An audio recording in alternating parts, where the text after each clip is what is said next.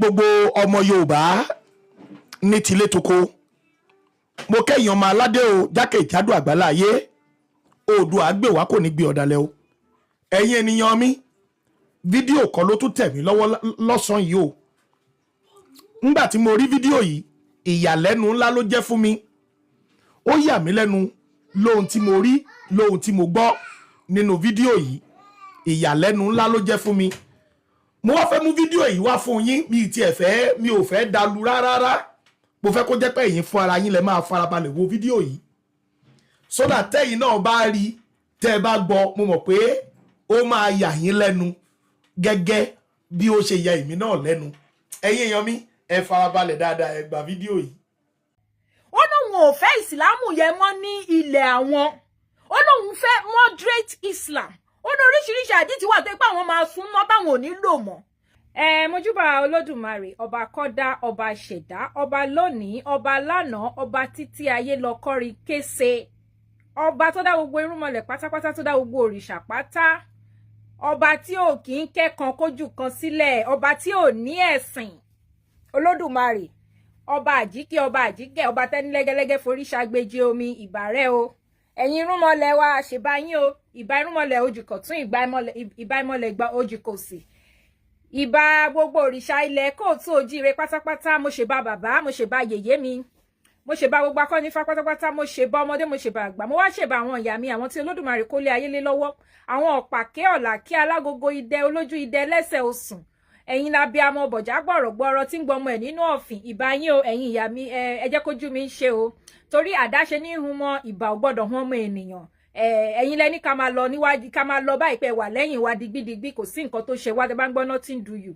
mo ṣe bá gbogbo ẹ̀yin ọmọ rúmọlẹ̀ pátá ẹ̀yin ọmọ kóòtù ojíire ẹ̀yin ọmọ tí ẹ jẹ́ ọmọ ọkọ tí ẹ yàtọ̀ sí àwọn ọmọ àlè ìbà yín o kí bá yín ṣe mo ṣe bá ọmọdé mo ṣe bá àgbà mo ṣe bá oyún dúnú mo ṣe bá ṣẹ́ẹ̀dì kí bá ṣe o mo kí yín o àtẹ̀yin ọmọ ìyá wa nínú ìsìlámù àtẹ̀yin nínú ọmọ ìyá wa nínú kiri yóò tẹ̀sí wà nínú ẹ̀sìn àjòjì a kí yín o ṣé dáadáa la bá yín ọ̀dẹ̀ ọdún bí ẹ kú Sunday mo mọ̀ pé tí ń palẹ̀ mọ́ fún iṣẹ́ ọ̀la ṣùgbọ́n tí ìpìlẹ̀ ọ̀rọ̀ bá ṣe ṣòyí lénìí mo lè má lè ṣe mọ́ mi ìdẹ̀fẹ́ kí ẹ tí wọ̀ ni mo fi ní talẹ́talẹ́ màá ṣe torí mo mọ̀ pé ẹ̀yin tẹ́ wà Nàìjíríà àti àwọn ìlú kan ní Europe mo mọ̀ pé tí máa wà ní alẹ́ ọ̀sán làwa ṣì wà ń bíbà ní Amẹ́ríkà ẹ káàbọ̀ sórí ètò mo kí ẹ̀yin bàbá mi mò ń bọ̀ òun wọ̀ mí lójú ni o táì pé ibi tí mo jókòó sí so mo kí ẹ̀yin bàbá mi mò ń bọ̀ ẹ fún mi 1 minute kí n adjust oorun yìí I don't want any form of disturbance. Hopefully it's good, but if not, I'll manage it like that. Okay. Ṣé dáadáa lẹ dé o. Ẹ káàbọ̀. Thank you so much. Akinrin Ọlábọ̀dé bàbá o ìyá mo kí yín o. Ẹ̀yin ìyá mi àtẹ̀yin bàbá mi bẹ́ ṣe ń wọlé mo ń kí yín o. Bàbá mi Gbénga Ayọ̀délé Oòduà, ọmọ Oòduà tọkàntọkàn. Mo kí yín o. Bẹ́ ṣe ń wọlé ẹ máa bá wa share show yìí. Awareness la wan create nbí. Àwa ò ní wí pé kí èèyàn kan má ṣe ìsìlámù àbí kó má ṣe Kristẹni. Ìgbà táwa bá create awareness tiwa ẹ̀yin fúnra yín ẹ wá jókòó gẹ́gẹ́ bí ẹni tí Olódùmarè fún ní ọpọlọ torí Olódùmarè ò lè fún yín lọ́pọlọ kókó wà ń bẹ̀ for nothing like for nothing no Olódùmarè fún yín ní ọpọlọ yìí pé kẹ́ máa lò ó ọmọ Bọ́lájí Wùnmí ẹ káàbọ̀ ìyá mi ṣé dáadáa lẹ wà bí bàbá mi ẹ káàbọ̀ ọpẹ́ Olúwa ni ẹ ṣé bẹ́ẹ̀ ṣe ń wọlé ẹ bá wa ṣe ẹ̀ṣọ́ yìí ẹ bá wa máa jù sí gbogbo groups tẹ wà pátápátá ẹ máa bá wa jù sí gbogbo everywhere tẹ lè jù sí àsìkò ti tó ṣẹ́rí awareness tó ń lọ yìí kò ń ṣe ilẹ̀ Yorùbá nìkan ló ti ń lọ o ẹ má fọ́ o ẹ̀yin tẹ́ bá current dáadáa ẹ káàbọ̀ utmost orúkọ yín ti lọ sókè mo kí yín ẹ káàbọ̀ bẹ́ ṣe wọlé ẹ bá wa share ṣẹ́rí gbogbo awareness tẹ́ ń rí ta kì í ṣe nílẹ̀ Yorùbá nìkan kì í ṣe àwọn ọmọ Yorùbá nìkan o gbogbo àgbáyé pátápátá àti dúdú àti funfun àti pupa àtàyìnrín àti whatever color tẹ́ lè pé gbogbo àgbáyé ni awareness yìí ti ń lọ kò sí lórí àwa nìkan ìtorí ẹ̀ nínú mi ṣe ń dùn torí tó bá jẹ́ pé nílẹ̀ Yorùbá nìkan ni wọ́n ní àwọn ọmọ Yorùbá yìí ti wàhálà yín ṣe wá pọ̀ tó yìí irọ́ o káwa tiẹ̀ tó bẹ̀rẹ̀ rárá òun ni kíní ti bẹ̀rẹ̀ ó ti kárí ní gbogbo àgbáyé kò dẹ̀ lè stop ó máa pọ̀ ó máa ràn sí ni iná yìí ràn sí ni àsìkò rẹ̀ láti jẹ́ kójú àwọn èèyàn là àwọn ọmọ tí wọ́n ń bí ń sìn wọ́n ń béèrè ìbéèrè wọn dẹ̀ fẹ́ ìdáhùn àgọ̀ ìdáhùn tí ò make sense so àwa tá a jẹ́ òbí tá ti ń bímọ a nídìí láti ṣí ọpọlọ wálẹ̀ káwọn ọmọ wa tó bá dọjọ́ iwájú kọ́ máa wá máa ṣépè fún wa lẹ́yìn ìgbà tá bá ti lọ tán. A ní láti ṣe ọpọlọ wa rẹ̀ because ẹni tó bá fẹ́ ṣe ẹ̀sìn àjòjì kò lè ní ọpọlọ. Kì í ṣe èébú, it's just the fact. Ẹni tó bá fẹ́ ṣe ẹ̀sìn àjòjì kò lè ní ọpọlọ, you can o lè lo brain ẹ because even nínú ẹ má bínú ẹ̀yin oní kiriyó kó má ìwé yín mo fẹ́ kóòtì. Ó ti ẹ̀ jẹ́ pé àwọn onísìlámù là ń bá fà lọ́wọ́lọ́wọ́ báyìí. Only I will use the foolish things of this world to confound the wise. Can you imagine? Ṣé Elédùmarè tó dá yín ní ọlọ́gbọ́n tó fún yín ní brain ló yẹ kí ó tún wá máa mú foolish thing nǹkan tí ò make sense of this world láti wá máa fi tu ẹ̀yin tẹ́ wise? Ṣé ìbẹ̀yẹ kọ́lẹ̀ tí ló yẹ kẹ́ ti rí pé wọ́n ti play games fún yín? But torí pé inú Bíbélì ló wà, a lot of people when they see the wrong thing torí pé inú Quran ló wà. Tẹ́ bá rí wrong thing ẹ kàn máa accept it. Nǹkan tẹ́ lè accept ordinarily tó bá ti jẹ́ inú àwọn ìwé méjèèjì tí wọ́n gbé wá fún yín ni ẹ kàn máa gbà. No, it's not done. Elédùmarè Ọlọ́run ọba tó dá wa kò kí ń ṣe ọba tí ò mọ nǹkan tó ń ṣe. Ń bọ̀ ẹ jọ̀ọ́ mo ti fi sí do not disturb. Okay, mi ìrántí fi sí do not disturb. Ẹ má bínú. Ó mọ nǹkan tó ń ṣe. Elédùmarè ò lè máa contradict ara ẹ̀. Kò sí ẹni tó perfect láyé ju Olódùmarè lọ. Ọba tó dá gbogbo àgbáyé tó fún wa ní oríṣiríṣi èdè. Tó fẹ́ ká máa bóhun sọ̀rọ̀ true èdè tó fún wa tá a nídìí láti bẹ̀rẹ̀ sí ní máa lọ sílé kéwú àbí ká máa lọ sí Greek àbí ká máa lọ sí Israeli láti máa kọ́ èdè ẹlòmíì torí pé a fẹ́ bá sọ̀rọ̀. Òun ló ń ṣe é bẹ́ẹ̀ ó fún gbogbo wa lédè tiwa ni. Kí lẹ wá ń bá ká kí wá ní wàhálà. Mi fẹ́ kí ètò yìí kó pẹ́ jù lálẹ́. Mo fẹ́ ṣe ní kọ́mọ́nkóbó. Mo fẹ́ jẹ́ kí àwọn ìsìlámù tí wọ́n wà ní ilẹ̀ kóòtù òjìrì àwọn oníjàgídíjàgan àwọn alákatakítí àwọn tí wọn ọkọ̀ kí wọ́n balẹ̀ ayé ọmọlàkejì jẹ́ nítorí pé wọ́n ń jà fún Muhammadu tó jẹ́ wípé ẹ sọ pé òun ni the best man that ever exists in the world àbí táwa gbé ìwé tí wọ́n gbé wá fún wa táwa ń ka oríṣiríṣi àwọn atrocities tí máa yìí ti ṣe tẹwọ́ ẹ fẹ́ máa pa àwọn ọmọ ìyá tiyín àbí ẹ fẹ́ máa pa àwọn èèyàn bíi tiyín because gbogbo wa náà kọ́ lọ́mọ ọ̀yá gbogbo wa kọ́ lọ́mọ ọ̀yá àwọn Fúlàní pọ̀ gan including àwọn àgbàlagbà. Ó ní bàbá kan báyìí tí gbogbo eyín ìsàlẹ̀ báyìí ti lọ tán bàbá onítàbàtì àdá ẹ káàbọ̀ ẹ̀yin bàbá mi àti ìyá mi ẹ ṣe bẹ ṣe ń wọlé ẹ bá mi máa tẹ love and like ẹ dẹ̀ máa bá mi share ẹ máa bá mi gbé sí gbogbo group tẹ́ bá wà. Bàbá yẹn báyìí gbogbo eyín ẹ ti kúrò bàbá onítàbàtì àdá ṣé ti mọ̀ tẹ́ bá ti mọ̀ bàbá yẹn jẹ́ kí n mọ̀ àmọ́ bóyá tàbátì àdá tó máa ń ṣe fáwọn èèyàn ló jẹ́ kí èyí tó yẹ kó mú àwọn èèyàn tí wọ́n ń ṣe tàbátì àdá yẹn sí wá ṣe back to sender gbogbo eyín ìsàlẹ̀ wọn wá yọ dànù. Àwọn bàbá tí téyàn ò lè fi tọrọ bàbá tí wọn ò lè fi tọrọ tó ń fáwọn èèyàn ní 2 months irú bàbá yẹn tẹ́ bá lọ wá ìdí ẹ̀ dáadáa tẹ́ bá wá ìdí bàbá ẹ̀ dáadáa Fúlàní ni bàbá onítàbátì àdá tó lóun fún èèyàn kan ní 2 months tó lóun fún èèyàn kan ní 2 months ṣẹ́rí bàbá ẹ̀yin tẹ́ máa lọ ń gbé fídíò fún bàbá yẹn ẹ lọ gbé fídíò ìpìlẹ̀ ọ̀rọ̀ fún ẹ̀kọ́ tí bí ìkẹ́ lọ gbé fún bàbá ẹ wá fún wa ní 2 months ẹ ti mọ̀ pé tó bá fi máa di 2 months a lot of people máa gbàgbé gbogbo nǹkan tẹ́ sọ àwọ̀ gbàgbé o àti bá yín kọ́lẹ̀ à ń bá yín ka 2 months yín ó dẹ̀ ti fẹ́ ẹ pé tó bá ti pé tẹ́ ẹ bá ti rí nǹkan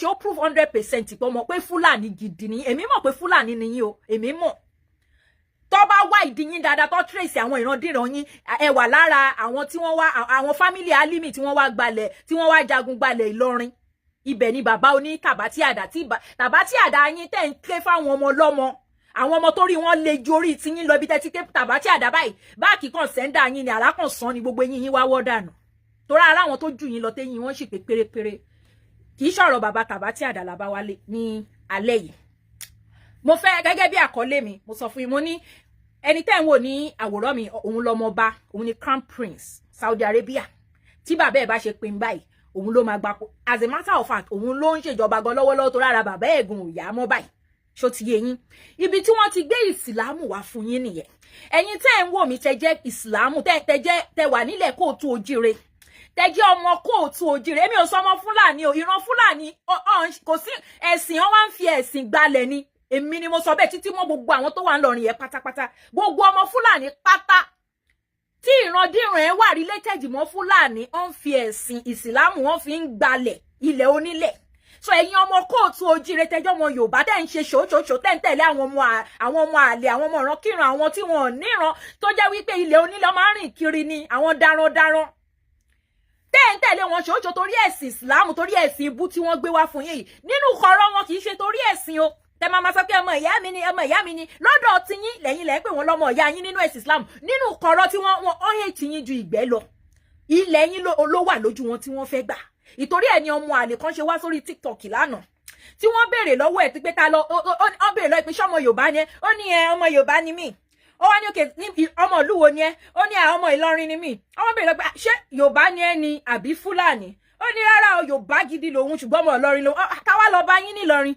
ó ní ẹ máa gbọ́ ọ̀dẹ̀ amukun mẹ́kọ tí ọpọlọ ẹ ti yí tí kò ṣiṣẹ́ mọ́ ó ní àwọn ọlọ́ba ń lọrin Fúlàní ló ń jọba lé wa lórí ṣẹgbọ́n ó ní Fúlàní ló ń jọba lé wa lórí a sì gbà fún nítorí Allahu àti Muhammadu Rasulullah mọ̀dẹ̀mí rí bá ẹkún dẹ̀ fẹ́ gbà mí a sì gbà fún ìgbà ẹ̀ sì tù wá lára ẹ wo báyé wọn ṣe rí ńlọrin ẹjọ́ kí ló tu ara nínú bí gbogbo ayé wọn ṣe rí nílùú Ìlọrin káti ẹ̀ má sọ àṣẹ Nàìjíríà àṣehò ẹ wo báyé wọn ṣe rí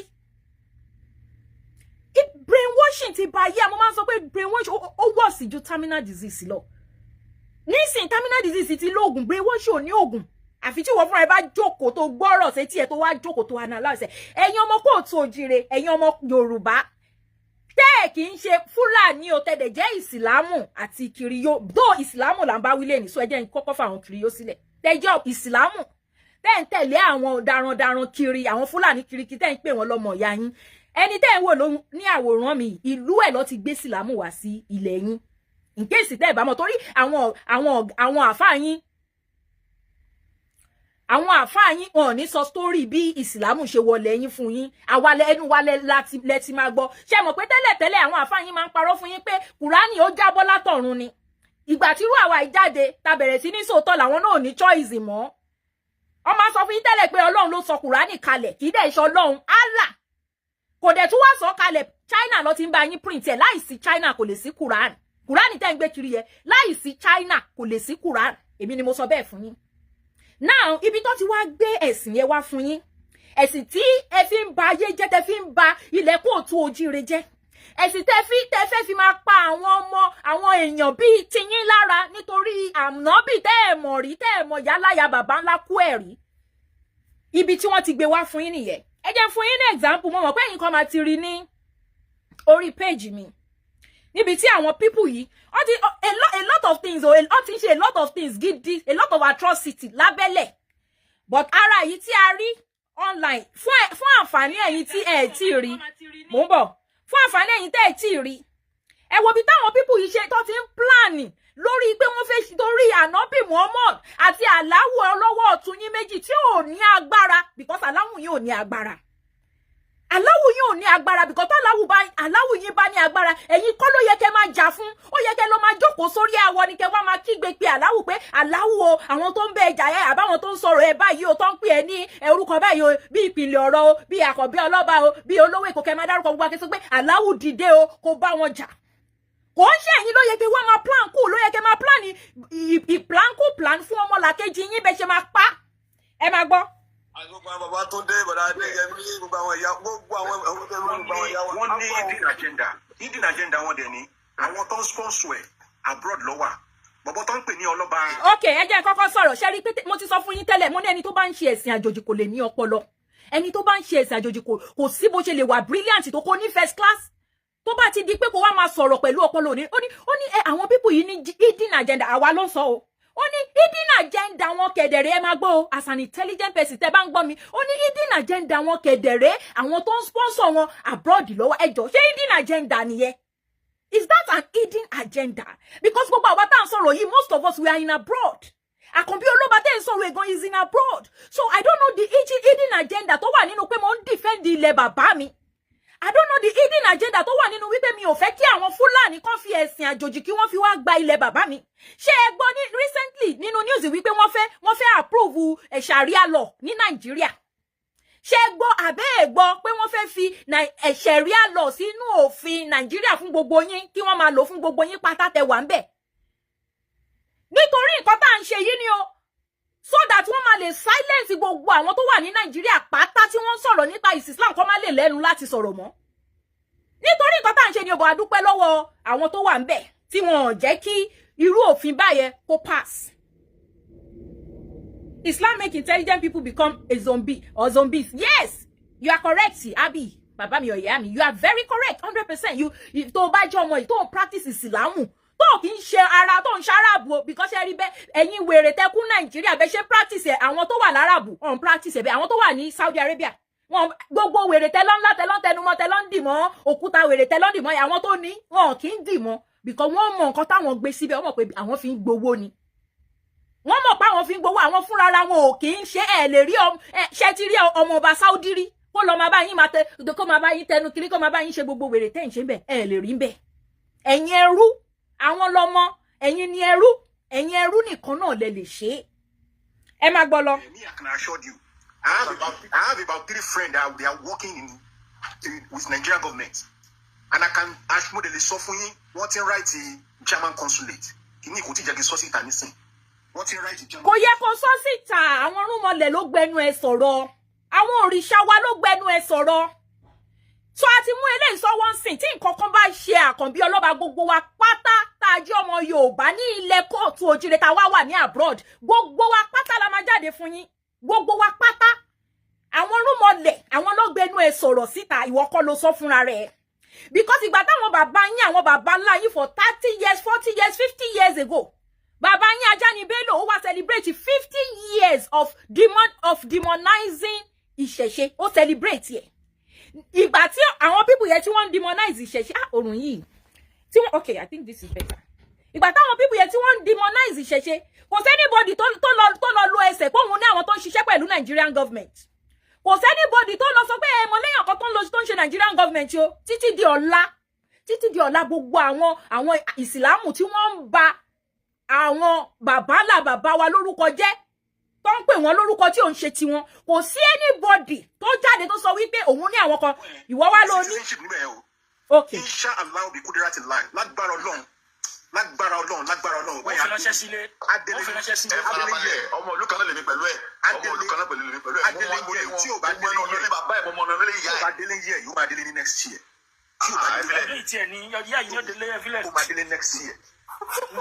láìlọ́ọ̀nù ló fi kẹ́rù wálé o láìlọ́ọ̀nù wọ́n ní ìdí Nàìjíríà kò dá o ajọ́ ló pólí bàgẹ́ jọ ẹjọ́ ló pólí bàgẹ́. ẹ̀yin tọ́nà wá fún wa tẹ́lẹ̀ náà dàbí lion fún wọn kọ̀ọ̀sẹ̀ ẹ̀rù ń bà wọ́n ẹ̀rù ó tún bà wọ́n báyìí nísìn and the reason why they are doing all this thing gbogbo èmi ni olóríṣà adé nídìílé Yorùbá ó ti decline. Oh, you are saying BS gbogbo olóríṣà adé ti ń jí ni you are saying the opposite come on àwọn babaláwo tí wọ́n ti nísìnyìí àwọn babaláwo wọ́n máa ń fún wa ní turn by turn ni wàá ráwọn babaláwo tó máa dáfá fún ẹ tí wàá sẹ́ndì owó fún wọn tó máa sọ pé ẹ má bínú àbísì ni àwọn babaláwo kan ti over busy nsìn òun sọ pé olóríṣà ti ń decline irọ́ ló pa òrìṣà ń gbòòrò sí ni èmi ò wá preach òrìṣà lálẹ́ just because of nǹkan tó mention yẹn òrìṣà ń decline bó ti decline ni as a matter of fact let me tell you something àwọn tí wọn ò ṣòṣà tó ń ṣe nǹkan kan tí wọ́n kọ̀ kúrò nínú àwọn ẹ̀sìn àjòjì tí wọ́n tó láwọn ò ṣòṣà tó ń ṣe anything wọ́n pọ̀ ju àwa tá a ti ẹ̀ ń pera wa lóníṣẹ̀ṣe lọ yẹ kọ́ tí wọ́n ń túnú ìwé yín tí wọ́n ń ṣe oríṣiríṣi research lójoojúmọ́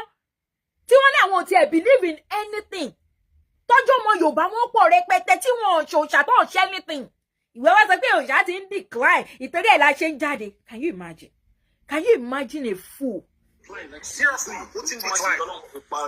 Àwọn tó jẹ́ Christian tó wà láàrin wọn náà mọ̀ pé àti ilẹ̀ làwọn yẹn ti ní hatred fúri ara wọn láì ṣe Islam. Wọ́n jọ sọ fẹ́ sọ lẹ́ẹ̀kan yẹn. Ẹ má jẹ́ ká lọ jù. Ṣé ti rí ẹ̀yin tẹ́ ẹ bá jẹ́ Islam tẹ́ ẹ wà lórí ètò mi lálẹ́ yìí. Ẹ lọ jókòó mo ti sọ mo ní àfi tẹ́ ẹ bá kí n ṣọmọ Yorùbá o. Tẹ́ bá mọ̀ pé ìrandíran yín ò ń ṣe Yorùbá o ẹ lè máa jórúkọ Yorùbá kẹ́ máa sọ Yorùbá lẹ́nu tó jẹ́ Fúlàní ni yín o. But tó bá jẹ́ Yorùbá ni ẹ̀yin wá lọ jókòó. Kẹ́ lọ ronú kẹ́ sun oorun mẹ́ta tó ọmọ Yorùbá sùn ṣé ẹ̀sìn leléyìí àbí ẹ̀sìn ẹ wo bó ṣe péjọpọ̀ tí wọ́n ń gbé èrò burúkú sí ọmọlàkejì wọn nítorí pé kí ni ó ń tú àṣírí Àláwù àtàṣírí ànábì kò ń ṣe àṣírí bàbá yín o àbí ìyá yín o àṣírí Àlá àtànábì tí kò fámílì yín tẹ́ ẹ sọ pé ó lágbára tẹ́ sọ pé òun ló dá gbogbo àgbáyé ibi tó wá lágbára dé kò wá lè jà fúnra ẹ̀ ẹ wá lè lọ jókòó kẹ́ invoke ẹ̀ kẹ́ pé kó dìde kó jà fúnra ẹ̀ ẹ̀yin wá ń plan bẹ́ẹ̀ ṣe máa ní pé kí wọ́n dìpọ́ọ̀tì ọmọ lọ́mọ ìmọ̀ yín ò ní jọ àṣírí yín ti tú ẹ máa tẹ́bọ̀ ọ̀bẹ̀gbẹ̀ yín ni àní mo máa ń tún sọ mo ní Allah is powerless mo ní Allah yín ò lágbára sẹ̀ tí Allahu yín bá lágbára ẹ̀yin ẹ fi gbogbo jàgídíjàgan tẹ́ ń ṣe yìí sílẹ̀ ẹ lọ jókòó lórí ara awọ yín kẹ lọ pé kúlẹ̀ àwùsù kẹ lọ pé tàbá tí àdá tẹ́ ẹ wáyé yín wá tẹ̀ kẹ sá gbogbo nǹkan tó wà ní Kùránì yín kí Allahu yín kó jáde kó prove rẹ̀ tó bá rí lè mọ̀ pé òun ní agbára bẹ ṣe máa ń sọ bẹ ṣe máa ń parọ́. Ladies and gentlemen gbogbo ẹ̀yin tẹ́ ń wò mí for your information if you don't know Allahu kì í ṣe Ọlọ́run Olódùmarè tiwa o ẹ má fọ́ o Allahu kì í ṣe Ọlọ́run Olódùmarè o àwọn tí wọ́n gbé ẹ̀sìn yìí wá sí ilẹ̀ wa lọ́jọ́ kìíní àná tí wọ́n wá fi tì í bá àwọn bàbá wa àtàwọn ìyá wa lára àwọn ló parọ́ fún wọn wípé òun náà ni Ọlọ́run. Ìgbà táwa ti bẹ̀rẹ̀ sí ní dàgbà ń sìn tí oríṣiríṣi means of getting information all over the world ti wà àwa gbé gbogbo agbésẹ́gbé ara wọn téèyàn kan bá sọ wípé sísítà ìpìlẹ̀ ọ̀rọ̀ ni ẹni yìí o àti ìṣó gbọ́dọ̀ ní àwọn attribute kan tó máa jọ mí tó bá tẹ̀lé jẹ́ mi gangan ó gbọ́dọ̀ lẹ́ attribute tó máa jọ mí tí màá fi mọ̀ pé òótọ́ ni sísítà mi ni ẹ́ ó gbọ́dọ̀ jẹ́ bóyá surname kan náà la máa jẹ́ ni bóyá ìlú kan náà láti wá bóyá agboolé kan náà láti wá ọ bóyá bí mo ṣe ń sọ̀rọ̀ èdè mi the same thing la jọ ń sọ. Allahu ò gbọ́ Yorùbá o Allahu kò gbọ́ Yorùbá ìtorí ẹ̀ ni wọn bí ìyá aláya bàbá ńlá kú bàbá wọn kọ́ fi Yorùbá kírun o ẹ lè gbọ́ bí tó ti máa sọ pé Ọlọ́run wa kíbárú o ẹ lè gbọ́ bí tó ti máa sọ pé Olódùmarè wa kíbárú o ṣùgbọ́n wọ́n lè túmọ̀ Allahu sí Ọlọ́run fún yín o. Tó ẹ bá wá bí wọ́n pé kí ló dé tẹ́ ẹ ṣe lè fi èdè Yorùbá kírun wọ́n wá máa sọ fún yín pé èdè kan tí Allahu wá approve nìyẹn.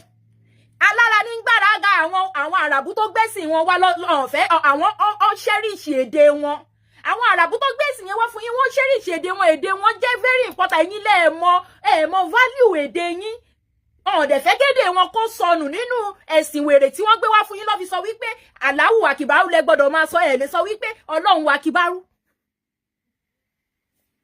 Ẹ má jẹ́ ń lọ jù ṣe ti rí plan àwọn pípù yìí ṣe ti rí nǹkan tí gbogbo nǹkan tí wọ́n ń ṣe yìí Muhammadu ṣe yìí tó wọ́ọ̀sì jù bẹ́ẹ̀ lọ o wọ́n jẹ̀bi o inú ẹ̀sìn yẹn lọ ti rí o ṣé sì wà níyà bẹ́ẹ̀ sìn ṣé gbogbo nǹkan tó wọ́n ń kà jáde fún yín lórí TikTok tẹ wá ń rí ṣé àwọn tó ń kà jáde ṣé wọ́n ti wá jẹ̀bi báyìí because gbogbo ìwà tí wọ́n ní ànábì wúyẹ gbogbo ẹ̀ ní gbogbo yín wù jáde èèyàn kan tó wá láàárọ̀ ìyàbá náà ni kán bẹ́ẹ̀ lọ́yìn pé ṣó lè fẹ́ ọmọ ọdún mẹ́fà ṣó lè bọ́ ọmọ ọdún mẹ́sàn-án sún ó ní bẹ́ẹ̀ ni òun lè fẹ́ òun lè bá sùn torí pé Kùránì sọ bẹ́ẹ̀.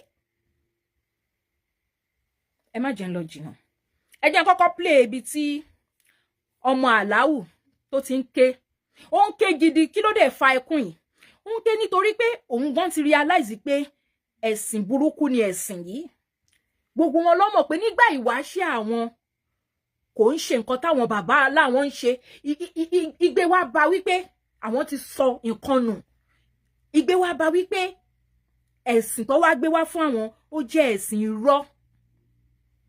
Ẹ jẹ́ n play fún yín mo ń bọ̀ torí àǹfààní àwọn tí ò gbóyìnbó which is okay torí òyìnbó ò kì í ṣèdè wa but àwọn especially àwọn ará Ìlọrin yẹn àwọn ará Ìlọrin ẹ mọ̀ pé kíní nìkan ló máa ń ké Arabic nìkan ló máa ń ké so fún àǹfààní wọn màá máa interpret ẹ̀ fún wọn ẹ máa gbọ́ o.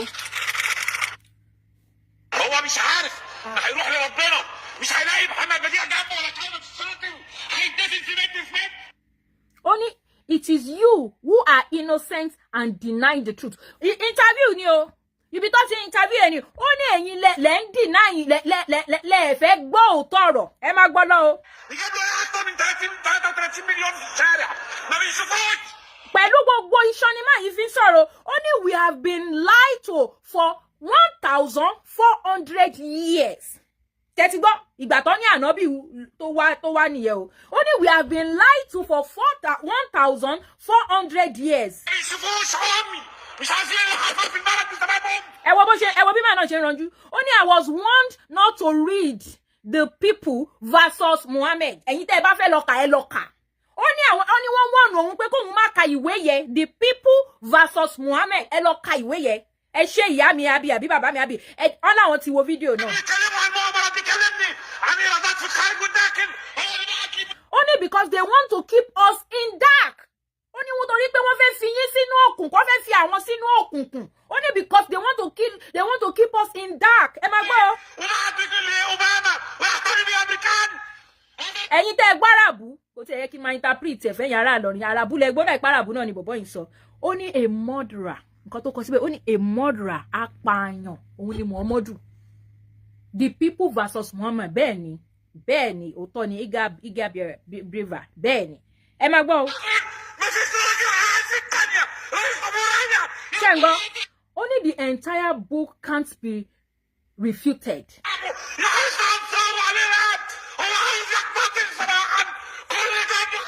ẹ wo bí bọ́yì ẹ wo bí máa ń ṣe ranjú ó ní I will not be fooled no more ó lóun ẹ̀yin ará ilẹ̀ kóòtù òjire ẹ wo àwọn ọmọ aláwù gangan lélẹ́yìí àwọn ọmọ aláwù táṣìírí ti tú sí lọ́wọ́ lélẹ̀ ó ní I will not be fooled no more ẹ̀yin ó dẹ̀ ń fúlù ọpọlọ yín lójoojúmọ́ torí ẹ̀sìn wèrè àwọn tí wọ́n gbé fún àwọn tó jẹ́ pé àwọn gangan ni wọ́n ní directory àwọn lélẹ́yìí o.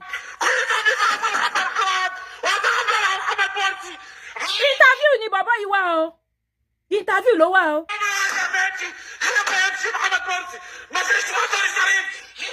Only they should be executed for seducing our children to die for a lie. Ṣé ti rí báyìí? Ṣé ń gbọ́?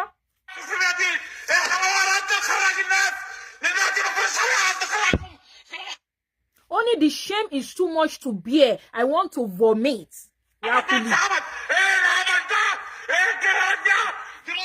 Only I vomit up the lies like poison. Only I vomit gbogbo ọ̀rọ̀ tó ti pa gbogbo ọ̀rọ̀ tó wà nínú Kùránì wọn. Ó ní òun vomit here like poison.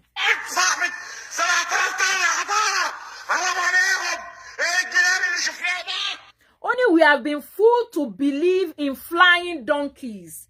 Inú Kùránì wọn ló wà. Ó dà bí wọ́n ní pé Muhammadu ó jókòó sí orí donkey ó wá fly. Only we have been fooled to believe in flying donkeys. Only you will rather read the Quran. Only Sharif, you were right. There are not 72 virgins. Only the whole religion, only the whole religion was imagined by Muhammad. Only the whole Muhammad gbé gbogbo wọn ní gógó. Ó gbé gbogbo wọn ní gógó mo máa sọ fún yín tipẹ́ kí tiẹ̀ torí fídíò yìí mo máa sọ fún yín pé ìgbà tèmi wo Kùránì yẹn pẹ̀lú ojú ṣùkùnù àbẹ́ ilẹ̀ máa ń pè ojú ṣùkùnù ẹjọ́ help me o ṣé ojú ṣùkùnù lọ́wọ́ máa ń pè tí mo wò pé ó dà bọ̀bọ̀ yìí play game lọ ara àwọn people yẹn òun ni Muhammad òun ni Jubril òun làláwù òun ni Shaitan òun ló play gbogbo follows yẹn fún wọn ó gbé wọn gbogbo ni òun ni bọ̀bọ̀ yìí sọ only the whole religion was imagined by Muhammad a small insecure fool, only a small insecure fool ni Muhammad. Only a small insecure fool ni Muhammad. Ẹ máa gbọ́. Only the guy had sex with a 9-year-old girl and suffered with òyìnbó yẹn le mi lè pè mi ní parọ́ fún yín schizophrenia. Okay, ó dà pé mo rí pé o schizophrenia. Ẹ jọ̀ọ́ ẹ̀yin olóyìnbó tẹ́ bá mọ̀ nǹkan tó ń jẹ́ schizophrenia ẹ bá sọ jáde. Only the guy had sex with a 9-year-old girl and suffered with schizophrenia.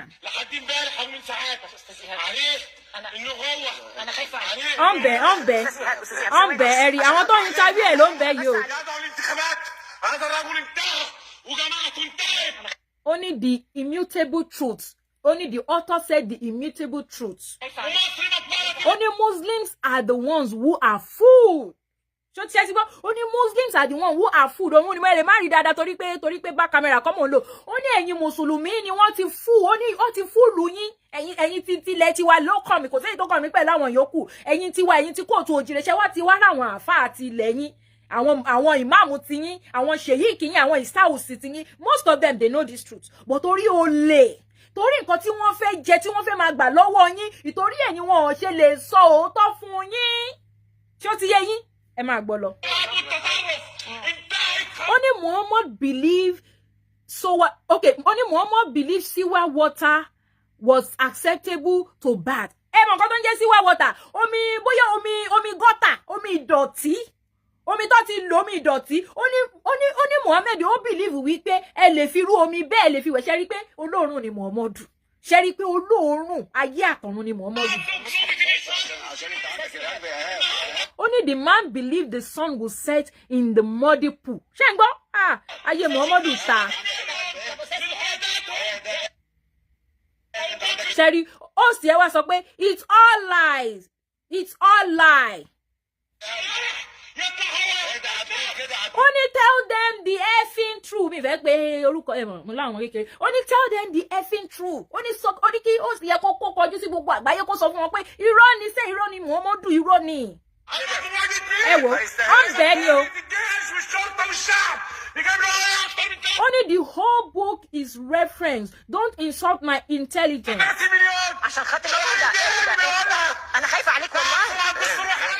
Benio, only read the effing book for yourself. Àwọn èèyàn ní post video yẹn má worry. Màá post ẹ so that ẹ lè kà dáadáa. Only wake up. Tẹ́ bá tẹ̀ rí gbogbo nǹkan ẹ ṣáà rí lébi tó ti kọ wake up. Ẹ ti rí. Only wake up. Guy in K, okay, seriously. Màá bá yín post ẹ. Màá bá yín post ẹ sí. Only calm down, calm down. This is why we don't allow those books in this country. Ṣé ti rí? Torí pé ìbùkù yẹn ó ń tú àṣírí wọn. Torí pé book bẹ́ẹ̀ ni màá post video náà. Honestly, màá post ẹ first thing tomorrow morning. Màá post ẹ. Ẹ jẹ́ ká má lọ jìnnà. Ṣé ti rí? Àṣírí wọn ti tú. Àṣírí wọn ò lè bò mọ́. Ẹ̀yin gbọ̀rọ̀ mi dé lẹ́rù ẹ̀yin ọmọ kóòtù òjìire tẹ́ ti ẹ̀fìn kọ́kọ́ jọ wọ́n. Àbí ṣé ẹni tó wà lójú àwòrán yìí tẹ́ bá compare pẹ̀lú ìpìlẹ̀ ọ̀rọ̀ ṣójọ mi. Ṣójọ yín. Wọn ò tiẹ̀ tún wá fẹ́ràn yín.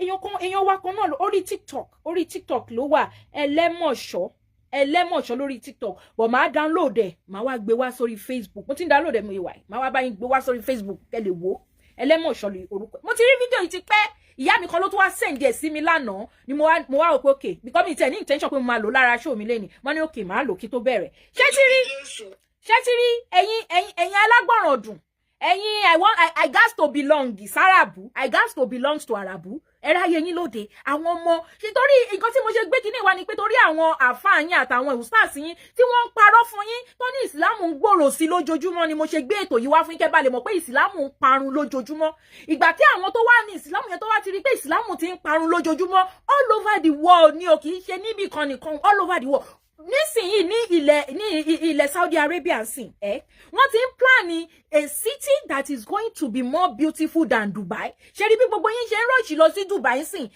àwọn èèyàn ní rọ́ọ̀ṣì lọ sí Dubai mọ́ tó bá di ìgbà kan Saudi Arabia yẹn làwọn èèyàn máa rọ́ọ̀ṣì lọ kì í ṣe pé wọ́n rọ́ọ̀ṣì lọ torí wọ́n fẹ́ lọ ṣe hajj o torí wọ́n fẹ́ lọ sí fine city tó tún fine ju Dubai lọ torí àwọn náà ti mọ̀ wípé owó Saudi Arabia owó hajj táwọn ń pa wọ́n ti wò pé by the time tí ojú àwọn èèyàn bá bẹ̀rẹ̀ sí ní làtàn tí àwọn èèyàn ò bá lọ mọ́ owó yẹn ò ní wọlé mọ́ wọ́n wá wò pé kí l'alternative ẹ̀yin àfáà olè àfáà olójú kòkòrò ẹ̀yin ọlọ́pọlọ dúdú tó lè jókòó kẹ́ ẹ ronú nǹkan tẹ́ lè ṣe sí ilẹ̀ tiyín tó máa benefit àwọn citizen tiyín tó jẹ́ wípé gbogbo owó táwọn citizen yín bá ná wọ́n máa ná sílẹ̀ yín kí ilẹ̀ yín bá lè máa progress ẹ ronú yẹn bẹ́ẹ̀ ṣe máa kó àwọn citizen yín lọ sílẹ̀ Saudi Arabia pẹ̀lú over 9 million naira láti lọ máa kó sílùú wọn lẹ́yìn ronú àwọn nísìnyí wọ́n ti wá ń wò wípé ẹ̀yin tẹ́ ẹ̀ ronú ẹ̀yin tọ́pọlọ yín ti lọ Áfíríkà lẹ pọ̀ sí ẹ̀yin tẹ́ ẹ̀ tí ì jí Áfíríkà lẹ pọ̀ but all over the world yòókù àwọn part of other even àwọn míì gan ní Áfíríkà yìí gan even nílẹ̀ Yorùbá wa torí ta bá ń ṣètò lórí TikTok táwọn èèyàn bá ń wá ẹ má gbàgbé o ẹ bá wa share show yìí ó gbọ́dọ̀ kan gbogbo àwọn ìsìlámù lára pátápátá gbogbo àwọn ọmọ Yorùbá tó sì ń ṣe ẹ̀sìn ìsìlámù tí wọ́n ṣe pẹ̀lú ọpọlọ tí wọ́n ń tẹ̀lé àwọn gbalẹ̀gbalẹ̀ àwọn Fúlàní tí wọ́n ti di Yorùbá gbogbo Fúlàní kọ́ ni gbogbo ẹni tó ń sọ Yorùbá lẹ́nu sì ń kọ́ ni Yorùbá wọ́n pọ̀ ní Ìbàdàn wọ́n pọ̀ lọ́yọ̀ọ́ wọ́n pọ̀ nílọrin wọ́n pọ̀ ní gbogbo ilẹ̀ Yorùbá pátá Fúlàní ni wọ́n ń sọ Yorùbá wọ́n dẹ̀ ń jórúkọ Yorùbá ṣùgbọ́n Fúlàní ni wọ́n gbogbo ẹ̀yin tẹ́ wá ń ṣe ìsìlámù tẹ́ ń pè wọ́n ní ọmọ ìyá yín nínú ẹ̀sìn ìsìlámù ẹ̀yin lẹni ṣó tèmi torí ẹ̀yin tèmi ẹ bá mi ṣí ẹ̀ dáadáa jẹ́ kó kàn wọ́n lára kí wọ́n jókòó kí wọ́n sun oorun gidi tí ọmọlúàbí ń sùn èmi ò pè yín kẹ́ wá ṣe ẹ̀sìn kankan o gẹ́gẹ́ bí mo ṣe sọ níbẹ̀rẹ̀ gbogbo àwọn tó ń fi ìsìlámù sílẹ̀ wọn ò ṣẹ̀sìn míì wọn ò ṣẹ̀sìn kankan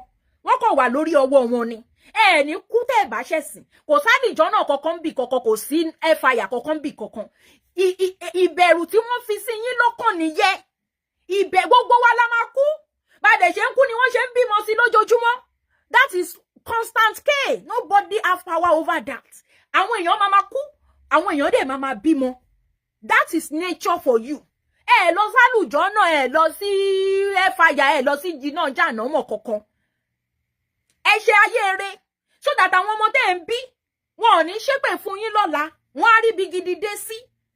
ẹ jẹ́ ká wá lọ sí dìmẹ́ǹdìmẹ́ ẹ jẹ́ ká lọ sí dìmẹ́ǹdìmẹ́ ibi tí mo fẹ́ prove ẹ̀ fún ẹ̀yin àfa olè ẹ̀yin àfa ẹ̀rọ tẹ kóra yín tẹ pọ̀ nílẹ̀ kó tó jẹ tẹ sọ wípé ìsìlámù ń gbòòrò sí tẹ fi ń dunra yín nú tẹ fi ń purọ́ mọ́ àwọn yòókù tẹ fi ń purọ́ fún àwọn tó ń tẹ̀lé yín gọ̀ọ̀gọ̀ bí ẹdìyẹ ẹ wá rí ẹ rí pé ibi eléyìí gan kò tiẹ̀ ń ṣe kò ń ṣe nílẹ̀ kóòtù òjìrè ẹ rí pé ìsìlámù ti pòfo ẹni tó ní àwọn tó ní ìsìlámù òun ló wà wájú mi òun gan ti reject ìsìlámù Saudi Arabia ó ti reject ìsìlámù tí Muhammadu mú wá fún wọn ìsìlámù èyí tí Muhammadu mú wá fún wọn ó ti reject indirectly ẹni tó bá gbọ́n tó bá ní ọpọlọ á mọ̀ pé bọ̀bọ́ yìí ó ti reject ìsìlámù á mọ̀ pé bọ̀bọ́ yìí ti reject ìsìlámù Saudi Arabia ìsìlámù Muhammadu indirectly ẹ máa gbọ́.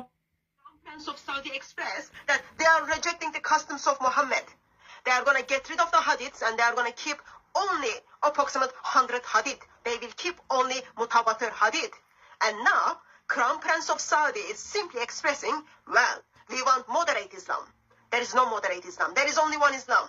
You follow the Quran, you follow the teachings of Muhammad, and you live your life accordingly. And he doesn't want to do that. Why? Because he knows Islam is very dangerous and Islam have no place in our society. Therefore, now he's introducing this so-called moderate Islam, which is not Islam at all. Therefore, he's simply rejecting Islam. Let's listen what he's saying. Fún àǹfààní ẹ̀yin tẹ́ ẹ gbóyìnbó, tẹ́ dẹ̀ wà right láti má gbóyìnbó torí ẹ̀ kì í ṣòyìnbó. Yorùbá ni tẹ́ ẹ bá gbọ́ Yorùbá òun ni crime. If you are a Yorùbá person, tẹ́ ẹ lè sọ Yorùbá tẹ́ ẹ dẹ̀ gbọ́. Ìyẹn ló jẹ́ nǹkan òfò nǹkan àdánù honestly gbogbo ẹ̀yin especially ẹ̀yin tẹ́ wà Nàìjíríà yẹ kí ọmọ wà Nàìjíríà kó má gbọ́ Yorùbá nǹkan àdánù ni o tẹ́ ẹ bá mọ̀ ẹ táwọn ọmọ yóò bá gbọ́ Yorùbá ẹ̀yin gbogbo yín tẹ́ wà Nàìjíríà ẹ bẹ̀rẹ̀ sí ní lọ ẹ má fi Yorùbá sọ̀rọ̀ sí wọn ẹ má máa fi òyìnbó sọ̀rọ̀ sí wọn tó bá délé ìwé wọn máa kó òyìnbó ẹ fi èdè abínibí yín sọ̀rọ̀ sí wọn so fún àǹfààní àwọn tí wọn gbọ́ òyìnbó ìwọ̀nba táwa náà kọ́ nígbà tá lọ sí iléèwé màá fi tú fún yín ó ní ọmọọba Saudi eléyìí tẹ́ ń wò lọ́ọ̀kan yìí ó ní ó ń sọ fún yín pé òun ò fẹ́ ìsìláàmù tí ànábì Muhammadu kí òfò àti àdánù àtorí burúkú kó máa bá níbi tó wà lọ́hùn ó ní òun ò fẹ́ ìsìláàmù yẹn mọ́ ní ilẹ̀ àwọn ó ní òun fẹ́ moderate Islam ó ní oríṣiríṣi àdìtì wà tó pé àwọn máa sún mọ́ táwọn ò ní lò mọ́ gẹ́ẹ̀ yìí wá ń sọ wípé kò sí nǹkan tó ń jẹ́ moderate Islam ó ní Islam is Islam ó ní ṣùgbọ́n torí pé kò fẹ́ fi gbogbo ẹnu sọ fún yín indirectly wípé òun ò fẹ́ ìsìláàmù mọ́ ìsìláàmù ṣàpè méjì Islam ta ló mú wá Muhammadu gbogbo eléyìí tó máa ń parọ́ fún yẹn tó máa níta ní first Muslim irọ́ ni Muhammadu ní first Muslim ó dẹ̀ sọ nínú Quran àti àdìtì wípé I have been commanded to be the first Muslim inú ìwé wọn ló wà ó yẹ wá gbọ́ direct from the mouth of the horse lẹ́nu ẹni tó jẹ́ ẹnu yẹn gangan ẹ wá gbọ́. Rejecting Islam. Let's listen what he's saying. We only want to go back to what we were, the moderate Islam that is open to the world, open to all the religions. Only we want to go back to what we were. The moderate Islam that is open to the world. Irọ́ ni o, ṣé ti rí pé parọ́ fún yín bẹ́ẹ̀ kò sí nǹkan tó ń jẹ́ moderate Islam. Gbogbo àwọn Áfíríkà, àwọn àfáàyín torí mo rí tí kan wá ní tó wá sórí TikTok lánàá àbí ìjẹta bẹ́ẹ̀ ni tó ní Morocco is the best African country kìíní kan ń dárúkọ àwọn African country tí àwọn Ìsìlámù tí wọ́n lọ fi ogun tó lọ fi gbà lọ́wọ́ wọn in the name of that religion tí wọ́n lé gbogbo àwọn aborigines àwọn tí wọ́n nílẹ̀ yẹ tí wọ́n pa gbogbo wọn run ẹ rí pé ní Morocco most of them they are usually fair bí kọ́lọ̀ wọn báyìí ni àwọn kọ́lọ̀ nílẹ̀ o àwọn tó nílẹ̀ wọ́n ti gbà tán Tunisia the same thing àwọn tó ní Tunisia wọ́n lọ kógun bá wọn níjọ́ kan ní Washington DC ní bíbáyìí ni mo come across a Tunisian guy mo wá interview ẹ̀ mo dẹ̀ fẹ́ lè máa sunkún ó lóun ń ṣe Islam ó ní ṣùgbọ́n ìsìn pé ṣé mo mọ̀ pé tí bá go through history mo mọ̀ pé wọ́n wá gbalẹ̀ àwọn ni ó ní natural funfun lẹni tí mo ń sọ yìí o ọmọ Tunisia ó ní bóun ṣe wà yìí ó ní funfun lòun ní gbẹ̀bọ̀ tòun mọ̀ wípé àwọn ancestors òun ò funfun pé dúdú ni wọ́n mo dẹ̀ fẹ́ lè máa bá sunkún òun gan kò look good ó kí ni ẹ dùn ó lóun ṣe Islam ó ní atheist lòun ẹ máa gbọ́ o. wọ́n pàtẹ́wọ́ ọ láwọn ò fẹ́ ìsìlámù ànábì o ìsìlámù ànábì Muhammad ọ láwọn ò fẹ́ òun ni gbogbo wọn pàtẹ́wọ́ fún o. 70% of the Saudi people are less than 30 years old. And quite frankly, we will not waste 30 years of our lives in dealing with extremist ideas. We will destroy them to... Ṣé ti gbọ́? Ṣé ẹ gbọ́ pẹ̀lú tí yín ẹ bá mi ṣí ẹ ṣó yìí. ẹ bá mi share show yìí. This is the awakening time. People need to awake. Ẹ má lọ sí mosque, ẹ má kírun, ẹ má ṣe anything mọ́. Ẹ ṣe fún 1 month. Ayé yín á dá sí ni. Ayé yín máa dá sí, ẹ má lọ anywhere, ẹ jó ẹwẹ̀ láàárọ̀. Ẹ lọ bí iṣẹ́ yín, ẹ lọ èdè òwò yín, ẹ má ṣe anything, ẹ jókòó èdè yín, ẹ fi bẹ́lẹ̀ dá yín sọ̀rọ̀. Ẹ fi béyàn ẹni tẹ́ mọ̀ pé ẹnìkan wà níbì kan tó ń pè ní Ọlọ́run Olódùmarè tẹ́yìn gan mọ̀. Ẹ fi ẹnu yín bá sọ̀rọ̀ direct. Èmi ò pè yín kẹ́ wá ṣe ṣẹ̀ṣẹ̀, kẹ́ wá ṣe òṣàbí, kẹ́ wá ṣe ẹ̀sìn ṣẹ̀ṣẹ̀ kankan. Instead of ẹ̀sìn wèrè yìí, ẹ̀sìn kóni lọ́pọlọ yìí. Ṣé ti gbọ́?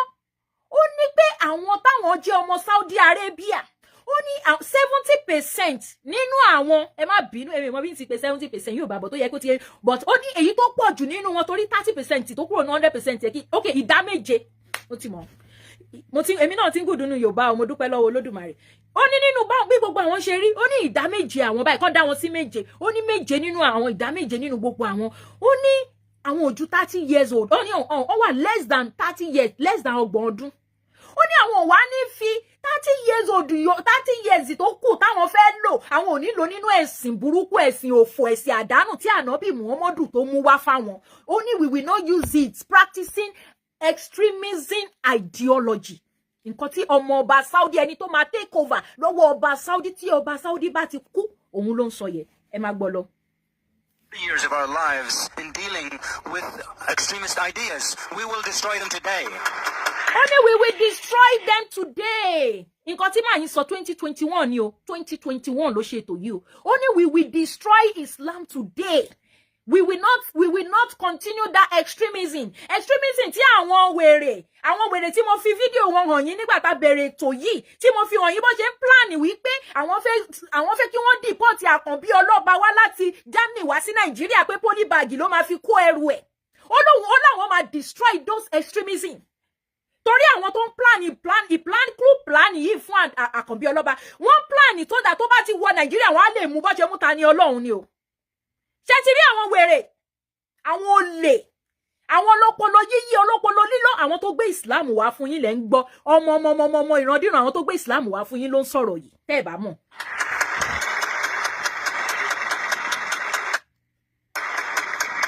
We want to live a normal life.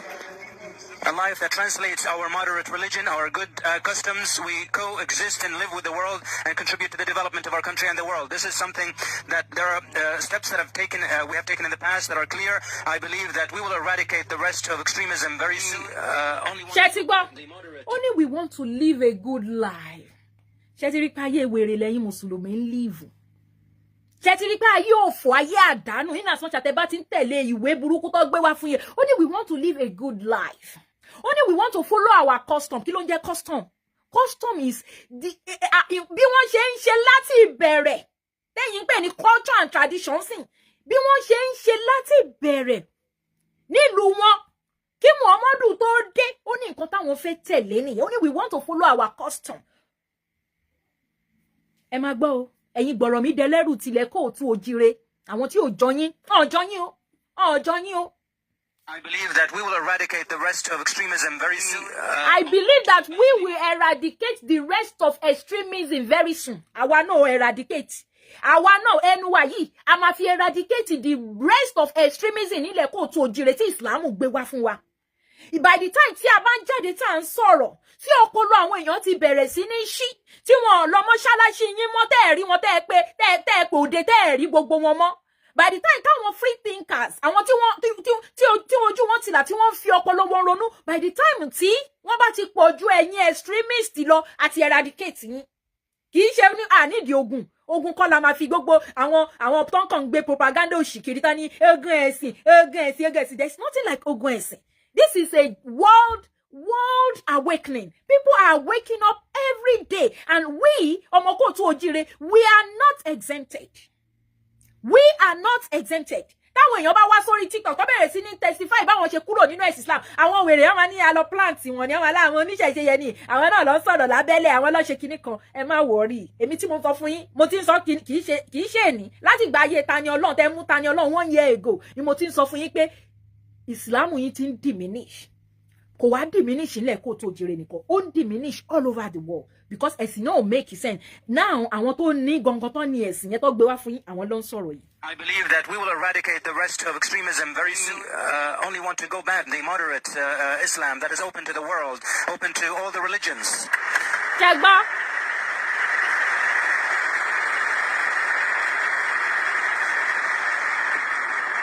To go to the Islam that is open to all religions. To go to the Islam that is open to all religion. Ẹ jọ̀ọ́ ṣé Islam open to all religion. Àbí nínú ìwé wọn kọ́ ni wọ́n ní pé ẹni tí ó bá ti ṣe Islam kó pa. Nínú ìwé wọn kọ́ ló sọ pé ẹni tó bá ṣe Islam tó bá kúrò nínú Islam kó pa gbogbo nǹkan wọn pa. Máa yín wá sọ fún yín pé we will go back to the Islam that accepts all the other religion like other religion. If you don't get it, you forget about it. Ẹ jẹ́ mu wine mi díẹ̀. Ẹ má fọ kì í ṣe wine o zobo ni o.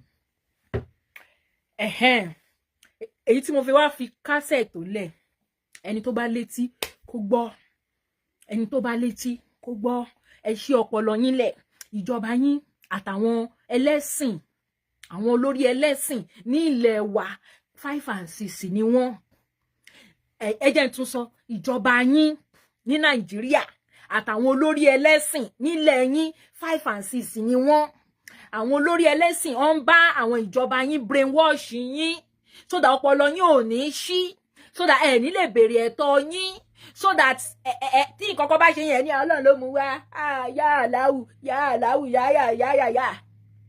So they are working 5 and 6 but when your head is open when your brain is open tí àwọn religious leader tó bá rí ọpọlọ yín lò mọ́ ẹ lè béèrè ẹ̀tọ́ yín the right way lọ́wọ́ ìjọba yín. Every abnormalities in your country has become normal. It's because of ẹ̀sìn àjòjì. Ẹ jẹ́ ká fi lè kásẹ̀ tó lẹ̀. Ibi tí wọ́n ti ń sunkún pé Ìsìlámù ti lulẹ̀ o. Ìsìlámù lulẹ̀ o, mo bọ̀ o. Ìsìlámù ti lulẹ̀ ẹ gbà wá o, ẹ ṣàánú wá o. Ìsìlámù ti lulẹ̀ o. Ìsìlámù lulẹ̀ ẹ dákun o. Níbo la ti fẹ́ bẹ̀rẹ̀ o? Òun ni mo fẹ́ play fún yín sìn. Mo bọ̀ o. Òun la máa fi ẹ̀ǹjẹ̀ tó yìí o. Ìsìlámù lulẹ̀ o. Ẹ gbà wá o, kí la fẹ́ ṣe sí báyìí o. Ìsìlámù ti lulẹ̀ o, all over the world o. Mo ń bọ̀ o. Tragedy. And to counter this rise of irreligiosity and agnosticism and atheism. As far as the rise of atheism rising in the Western country, I disagree with you. It is not only Western countries, throughout the world. Ṣé gbọ́ torí ẹ̀yin tẹ́ ẹ bá gbóyìnbó Indian. Only the rise of irreligiosity is not only in the Western world, but all over the world. Nǹkan tó sọ nìyẹn, yín tẹ́ ẹ bá gbọ́ òyìnbó India. You know, when I consider that, the Gulf countries, especially Saudi Arabia, is the heart of Tawheed. Ẹ jẹ́ ká kíní fún yín, kíní tọkọ yìí, ẹ jẹ́ n ká fún yín. In fact, mo máa jẹ́ kẹ́ ká fúnra yín, ẹ jẹ́ n switch camera.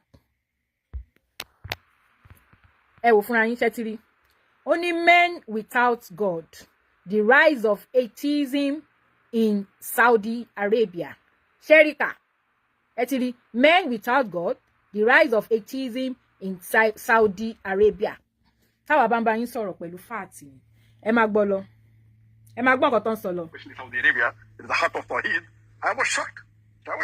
In Saudi Arabia, in Jamiat al-Imam, where I consider one of the best Islamic universities, to give a talk on atheism. And then I realized that the people told me that even in the Gulf countries, leave aside Western countries, leave aside UK, leave aside America, India, even there are, and previously, according to me, when a person from Saudi Arabia or from the Gulf country went to America or went to Western country, the chances that they would deviate from the deen would be maybe 1 or 2%. That's it. But nowadays, the chances are more than 25%. I'm sure you all enjoy this space. Ó ní tẹ́lẹ̀tẹ́lẹ̀ ó lóun máa wò pé the chances of àwọn tó jẹ́ wípé tí wọ́n bá jẹ́ Islam tẹ́lẹ̀ tó bá wá sí Western country pé wọ́n máa change kúrò nínú Islam ó ní tẹ́lẹ̀tẹ́lẹ̀ is 1 to 2.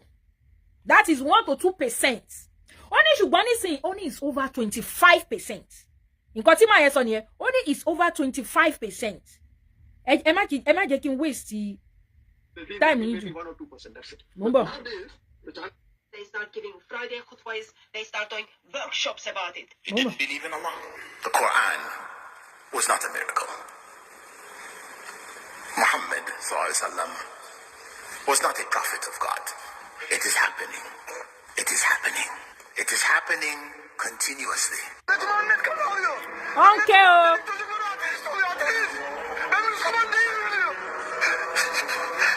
Oh my God.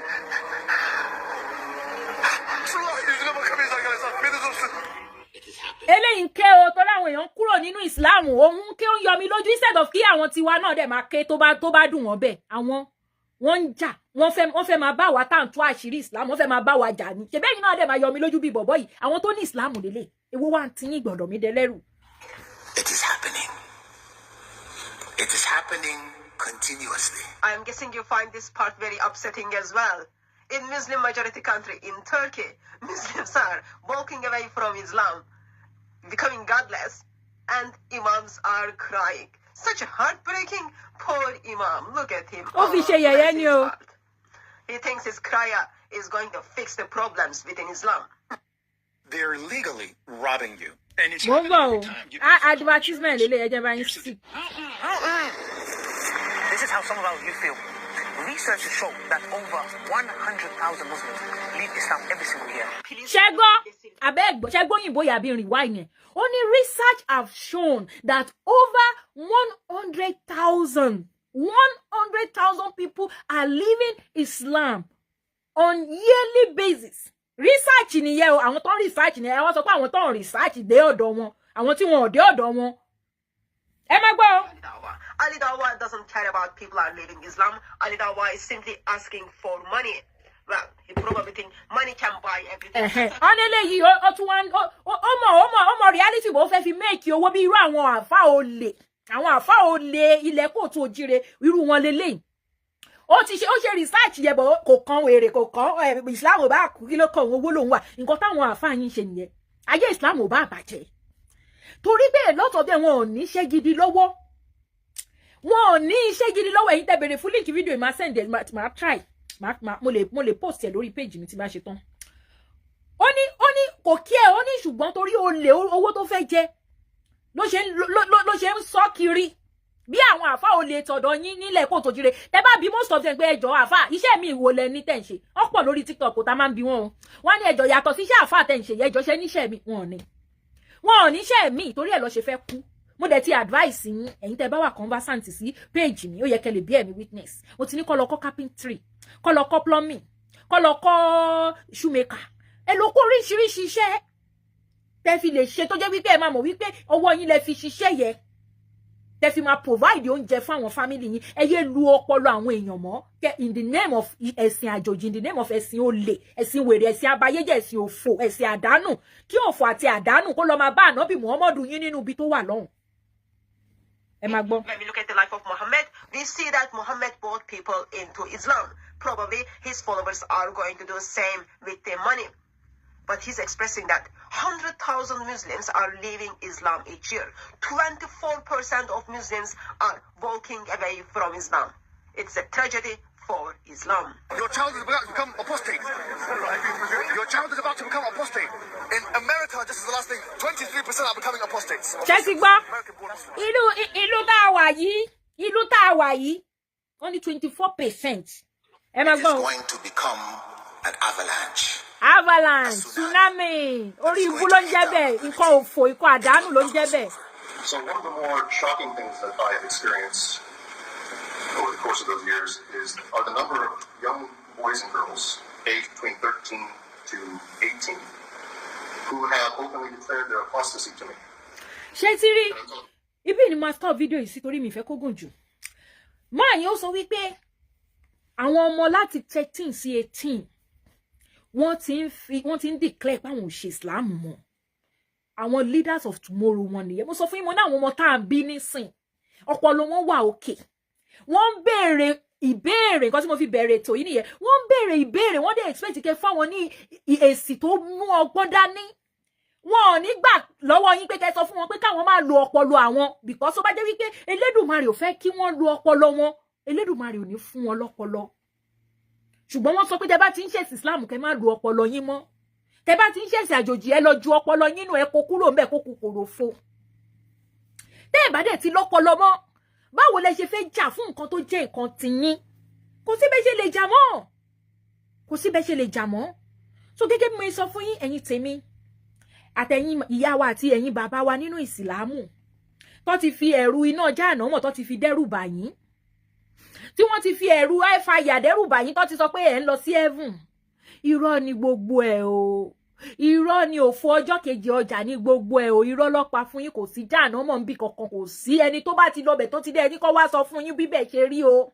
Ẹni tó bá ti lọ sí iná jahannama àbí àlùjọ́nà tó lọ bẹ̀ tó mọ bó ṣe rí kó wá júwe bẹ̀ fún yín. Ẹ má para yín, ẹ má ba láìfọ ara yín jẹ́ torí ẹ̀sìn olè, ẹ̀sìn wèrè, ẹ̀sìn burúkú tí ò mú àlàáfíà, tó jẹ́ wípé wọ́n nídìí láti máa validate pé àlàáfíà ni fún yín, tó dẹ̀ jẹ́ wípé gbogbo ayé ẹ wo fídíò tí mo play fún yín báwo lẹ̀sìn yẹn ṣe jẹ́ ìsìn àlàáfíà.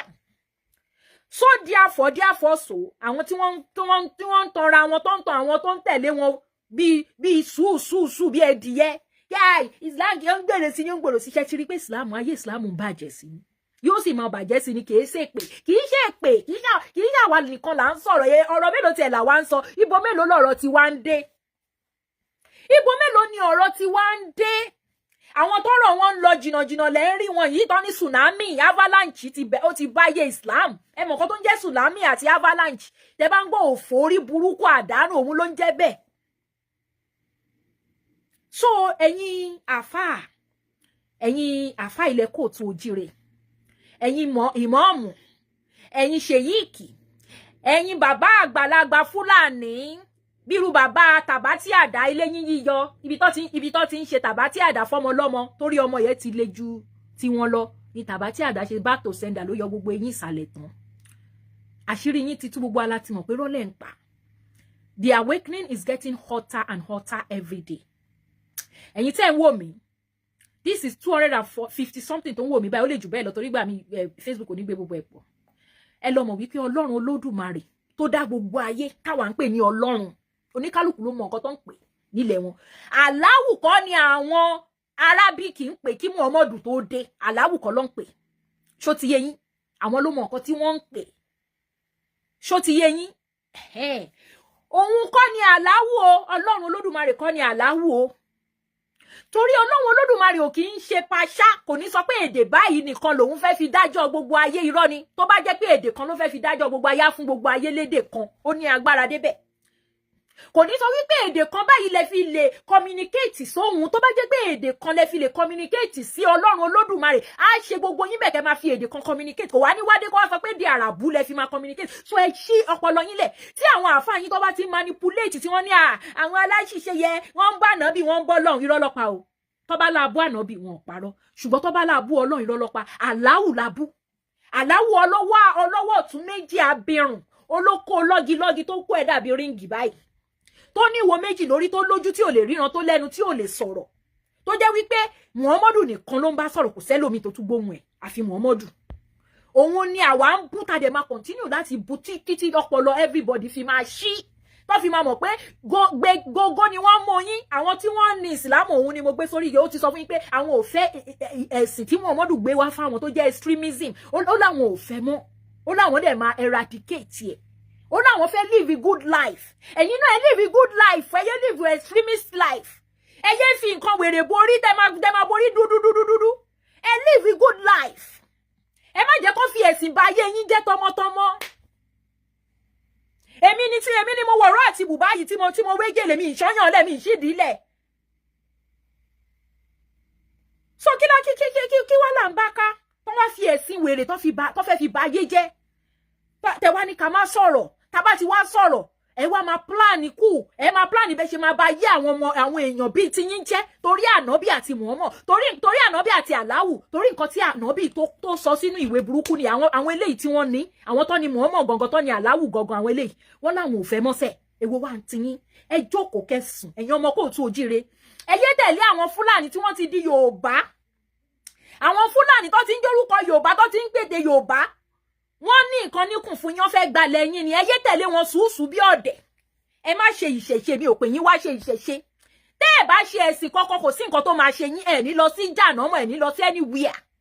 Everybody ló ń kú, àtẹni tó ṣe igbá àtẹni tí ò ṣe igbá, gbogbo wa la máa kú. Báwọn èèyàn ṣe ń kú náà lọ́dẹ̀ ṣe ń bímọ sí lójoojúmọ́, à ń lọ à ń bọ̀ nílé ayé ò parẹ́. Mo ti sọ fún yín tẹ́lẹ̀ yín tẹ́ bá mọ̀ ìpínlẹ̀ ẹ̀rọ ṣẹ́rí ilé ayé ta wà yìí òun ni wọ́n ń pè ní soldier go soldier come barracks no empty. Ilé ayé yóò lè parẹ́ àwọn èèyàn tó wà ńbẹ̀ ni wọ́n máa wá tó máa lọ.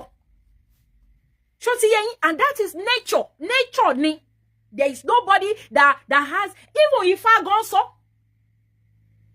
Oni young babaláwo kan tó máa ń kifá tó kifá ẹ̀ tí mo rí lẹ́nu kò dẹ̀ sí lórí fóònù mi ìbá pé fún yín.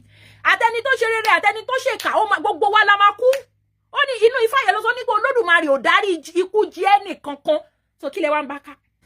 Kí ló wá ń fún yín náà ni tẹ́ bá dé torí tẹ́ bá dé kòtòkòtò wèrè wo tẹ́ bá ti kú báyìí tẹ́ bá ti kú tó ti jù yín sínú kòtò yẹn báyìí ó ti in fact kọ́ tó jù yín sí kòtò wọn bí wọn da kọ́ má sí yín torí ẹ̀yin tẹ́ ẹ kú ẹ̀yin ò mọ̀ kọ́kọ́ mọ́ ẹ̀mí yín ti lọ ó lè ti lọ bọ́ sí ẹlòmíì ó lè jẹ́ gbà tó bá ń tó wọn àtọkọ ẹ̀ tó bá ń ṣe pọkìrìyàn tó ń ṣe kinní tó ń ṣe kí ló máa ń pè ní sínú píópíó ó lè jẹ́ ìgbà yẹn ẹni tó kú yẹ ẹ̀mí ẹ̀ kan máa lọ wọbẹ̀ ni ìyá bá doyún ìmí tún ti ń bọ̀ nìyẹn èyí tó ti kú tí ara ẹ̀ ti wà ńlẹ̀ yẹ wọn ò bí ìyá aláya bàbá ńlá kú àwọn tó wà ńbẹ̀ kan máa sìn torí àwọn ló máa jìyẹ òórùn ò ní jẹ́ kí wọ́n gbádùn òkú ẹni yẹn máa run ní so ẹni tó sin òkú ara ẹ̀ ló ṣe láǹfààní kò ṣe òkú láǹfààní toró ti wá ó ti lọ ń tiẹ̀ ó tún ti lọ bẹ̀rẹ̀ another chapter ń bò mí ẹ̀mí ẹ̀ ti kúrò ńbẹ̀ kí lẹ wá ń bá ká lẹ wá jẹ́ kó máa fi ẹ̀sìn àjòjì kó máa fi lọ́ọ̀kì ọpọlọ yín ẹ̀ wá lè ronú bí èèyàn gidi torí àlùjọ náà ẹkẹ má lè lọ jẹ náà kí má jẹ náà àwọn máa sọ fún yín pé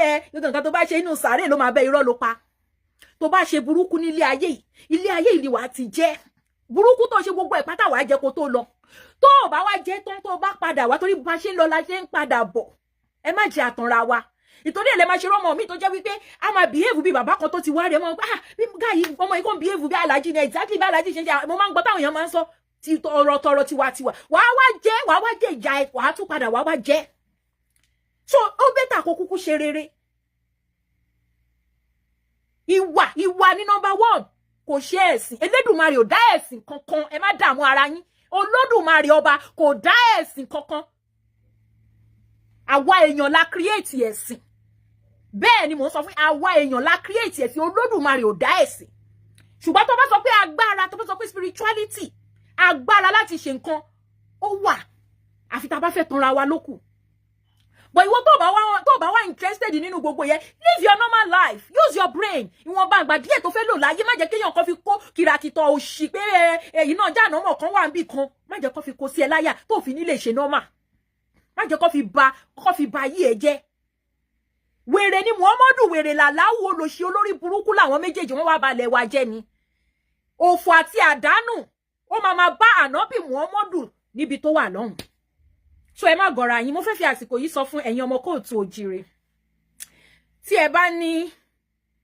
àìsàn tẹ́tí wò pẹ̀lú oògùn òyìnbó àbí kẹ́tì ẹ̀ tó bẹ̀rẹ̀ sí ní máa wò ó pẹ̀lú oògùn òyìnbó àwọn bàbá ńlá wa wọ́n ní agbára tó fi sílẹ̀ fáwọn ọmọ wọn tó dẹ̀ ń ṣiṣẹ́ dọ̀ eléyìí confam ni méjì péré ni mo fẹ́ polówó fún yín lọ́sẹ̀ tẹ́ bá dẹ̀ wà interested èmi ò make owó ẹ má wò pé ìpìlẹ̀ ọ̀rọ̀ wa make owó mo fẹ́ fi ṣàánú fún àwọn tó bá ní ìdí ẹ̀ ni o so tẹ́ bá fẹ́ ẹ lè DM ìpìlẹ̀ ọ̀rọ̀ ẹ kejì torí eléyìí èmi ò bá yàn sọ̀rọ̀ ńbẹ̀ mọ́ mo ti close DM ìpìlẹ̀ ọ̀rọ̀ kejì fún méjì mo polówó fún yín lọ́sẹ̀ every week tí bá ti wá ṣètò máa polówó ìtò wà bẹ̀lẹ̀ fún diabetes ìtọ̀ ṣúgà àbí ṣùgbọ́n wọn pè lọ́pìn diabetes ìtọ̀ ṣúgà àti ọgbẹ́ ẹnu ọ̀sà àti diabetes ẹni tó bá wà interested within 2 weeks diabetes yẹn within 2 weeks wọ́n ní bàbá tó mọ̀ nípa kí tó jẹ́ pé àwọn lọ́n ṣe kí wọ́n ní kò sí bó ṣe lè ti pẹ́ tó nínú blood yín kò sí bó ṣe lè ti pẹ́ tó nínú blood yín pé within 2 weeks tẹ́ bá lo oògùn tó bá fún yín kó máa lọ kò dẹ̀ ń ṣe ìtẹ́ tó bá sọ pé ẹ máa lò lọ no tó bá ti lọ nìyẹn so ẹni tó bá ń ṣàìsàn diabetes tẹ́ ẹ bá fẹ́ máa lo oògùn mọ́ because àwọn oògùn tó fún yín á tún máa gbé nǹkan míì jáde nínú ara yín bí hypertension and other ẹ kàn sí mi DM nǹkan tí màá kàn ṣe fún yín ni pé tẹ́ bá ti sọ fún mi okay diabetes kìíní kan màá kàn send number sí yín ni ẹ lọ bá wọn sọ̀rọ̀ fúnra yín ẹ̀yin tẹ́ ní ọ̀sà náà tẹ́ bá wà interested oògùn tẹ́ máa lò fún ọ̀sà tó máa lọ permanently tẹ́ ẹ̀ ní gbúrò ẹ̀ mọ́ màá sọ fún yín mo ti fáwọn èèyàn ní bíi 10 lórí platform mi rí fún ọ̀sà táwọn tó dẹ̀ jẹ́rìí sí pé confam ni àpáàtì òṣì so tẹ́ bá wà interested kàn sí mi lórí ìpínlẹ̀ ọ̀rọ̀ ẹ̀kejì màá fi page yẹn sí orí topic mi tí bá ti parí show yìí ẹ DM mi níbẹ̀ màá fún yín ní nọ́mbà wọn. So àní rí ju báyìí lọ lọ́sẹ̀ yìí, but ká tó wá lọ àbí ní Ìlọrin ẹ jẹ́ n sọ bẹ́ẹ̀, nílùú Ìlọrin wọ́n bímọ tuntun. Ẹ dẹ̀ mọ̀ wípé kò sí bí àwa ṣe fẹ́ bó ṣe ń bà wá jẹ́ tó, bó ṣe ń plánù kù, bó ṣe fẹ́ bà wá jẹ́ tó, àwa ò lè máa, táwa bá rí tó bá ń ṣe dáadáa a máa sọ̀rọ̀ ń pa wọn, a máa bá wọn dúpẹ́. So wọ́n bímọ ní Ìlọrin, wọ́n ṣẹ̀ṣẹ̀ bímọ tuntun ní ìlú Ìlọrin, ṣó ti yé yín. Mo wá fẹ́ kẹ́ bá wọn yọ̀, ọmọ ńlá gidi ló bí o, mo fẹ́ kẹ́ bá wọn yọ̀ ní ìlú Ìlọrin. Wọ́n bímọ gan. Mo ń bọ̀ o, mo fẹ́ fi kọ́lọ̀ ń jẹ́ rí kíní yìí o, kò ní dá tí mi ò bá rí o. Mo ń bọ̀ o. Ẹ jẹ́ n wò o. Mo ń bọ̀ o. Mo ní láti fi hàn yín ọmọ tó bí nílùú Ìlọrin, special ọmọ ni o. Mo gbọ́dọ̀ rí ọmọ yìí o. Ẹ fún mi ní 2 seconds kí n wò láti bí. Ẹ jọ̀ọ́ mo ń bọ̀. Màá padà wá in few seconds. Inú pé mo pẹ́ o. Wọ́n bímọ tuntun nílùú Ìlọrin. A wá fẹ́ fi ọmọ yẹn hàn yín. Kẹ́ bá wọn yọ̀. Kẹ́ bá wọn yọ̀. Ayọ̀ abarantin tí kẹ́ bá wọn yọ̀. Ẹ understand? Ẹ máa gbọ́. Orúkọ ọmọ yìí ọmọ jẹ́ Ànábì Muhammadu sallallahu alaihi wasallam. Ànábì ọmọ rẹ̀ ni ó jẹ́ o. Ọmọ rẹ̀ bí Ànábì. Bẹ́ẹ̀ ni o. Ànábì wo bí? Ànábì Muhammadu afọ́rí rẹ̀ lẹ́ni o. Ànábì Muhammadu salatu